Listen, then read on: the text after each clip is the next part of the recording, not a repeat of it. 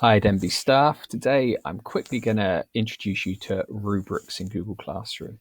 A really useful feature for marking and giving feedback, and it's really a time-saving tool as well. So first of all, what is a rubric? Well, a rubric is a set of criteria that you can write that basically provides some form of mark scheme for a question. So they can be standardized for any types of questions that you may ask. In RE, I used them for my exam questions. We have 4, 5, and 12 mark exam questions. And the rubric I've created helps me mark those. So I'm going to show you an example of one for our essay questions that I've created. Now, clicking on this rubric, this is one I've made. You can create your own. I'll show you how to do that in another video. But essentially, I've broken down the essay into different criteria. So I've got my paragraph 1 structure where I want to see developed reasoning, and that goes up to 4 points. Each one has a little brief explanation of what I'm expecting. So at the top, in paragraph 1, I'm looking for at least 2 accurate reasons that develop logically, and this includes clear reference for religion. So that's my top criteria for those 4 marks. Paragraph 2, essentially the same, reasons to disagree. The criteria are the same, and I could, when I made this, I could copy and paste that criteria.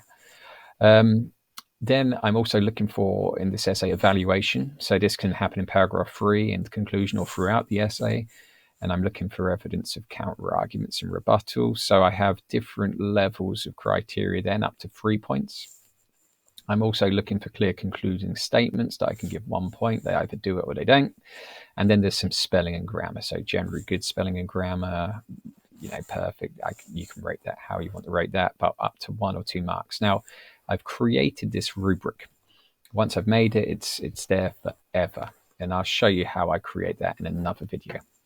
Anyway, how it's used for marking. So if I go into this assignment, so yeah, brilliant. They all pretty much did it. Hooray.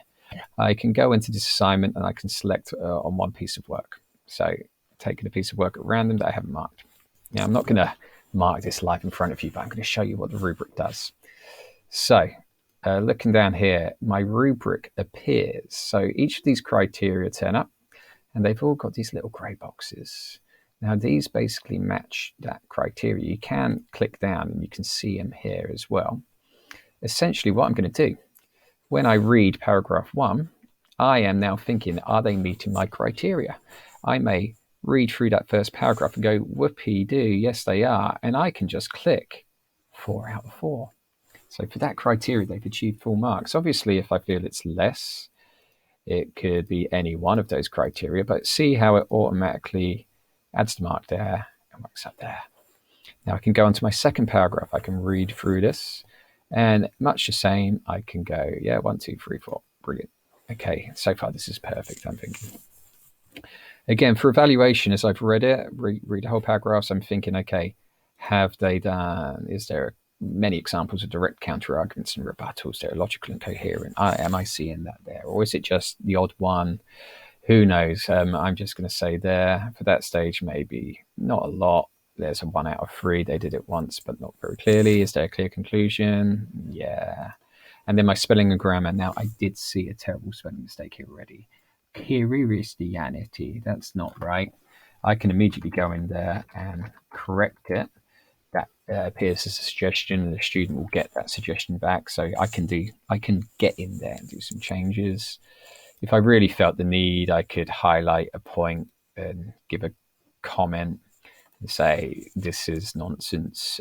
Have you thought about this? Or ask a developing question. Anyway, I won't do that. I can do that marking. Anyway, my spelling and grammar, perhaps there's the odd spelling mistake there because of lazy typing. Anyway, you can see what's happened is it's given me the total mark automatically up there. So I have now saved an awful lot of time. Because again, the great thing about this rubric is it has generated me feedback already. So if I wasn't even to write any comments, this student can immediately see that their area for development is the evaluation. What I should be doing is trying to give more direct counter arguments. I don't have to write anything, and that rubric has saved me that time. So again, marking a piece of work like this, the rubric saves massive amount of time and it generates instant feedback without making any comments at all.